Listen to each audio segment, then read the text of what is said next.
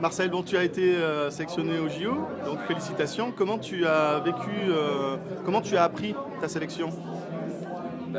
Déjà j'avais du stress parce que c'était pas évident et au moment de l'annonce un grand soulagement. Un grand soulagement de savoir que je pars à Londres et c'est surtout que juste avant on avait fait un petit foot histoire de faire quelque chose et je me suis blessé au foot en faisant une déchirure aux ischio donc la douleur et un peu de plaisir derrière. Bon, et c'est quelque chose d'énorme, non, d'être qualifié pour les JO. C'est un truc pour un athlète, c'est monumental. D'apprendre ça, ça doit être, enfin, je sais pas, ça doit être une explosion de joie immense.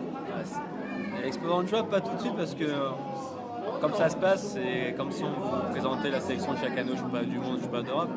Mais c'est sur l'après, on s'aperçoit que il y a 4 ans j'ai raté peu la sélection. Là, j'étais reparti sur 4 ans avec la hargne et l'envie, et finalement ça a payé. Donc, oui, en rentrant chez moi, on était content. Donc, tu es remplaçant quand même. Est-ce que c'est pas un peu frustrant? En fait, c'est le terme remplaçant qui me gêne un peu. En fait, effectivement, je suis remplaçant pour l'individuel, parce qu'il n'y a que 3 prétendants pour l'individuel en escrime. Par contre, je suis titulaire pour l'équipe pleinement. Je suis 4e en individuel, en fait on peut présenter ça, 4e et remplaçant pour l'équipe. Et remplaçant pour les individus, pardon. Bon, quand on est 4e en individuel, comment on se prépare justement?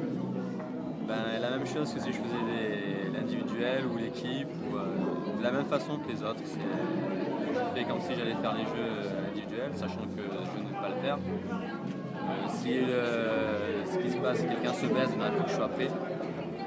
Bon, ça sera le cas, je serai prêt. Bon, derrière, il reste quand même l'équipe, et l'équipe, c'est les jeux, c'est une médaille aux jeux, c'est tout ce que ça signifie. Donc, on se prépare dans les conditions les meilleures et pour les gagner. Donc, justement, par équipe, vous avez toutes vos chances, hein, vu ce que vous avez fait au championnat du monde.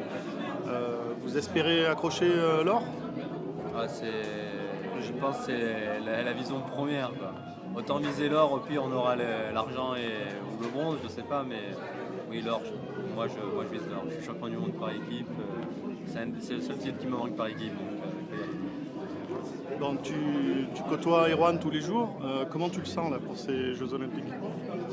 C'est un peu tôt pour le dire, hein. Parfois on sent les gens super bien un mois avant et ça marche pas, des fois on le sent pas bien et on sait pas pourquoi le jour J ils sont là.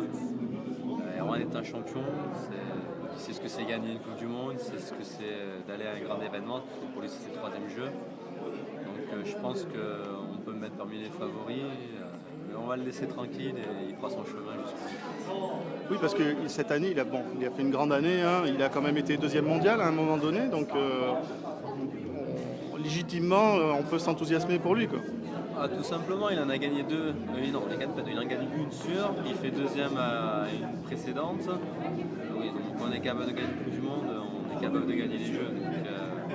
Donc, je pense qu'il va dans cette idée-là. Moi, on va pas le dire tout de suite, mais il fait partie de mes favoris.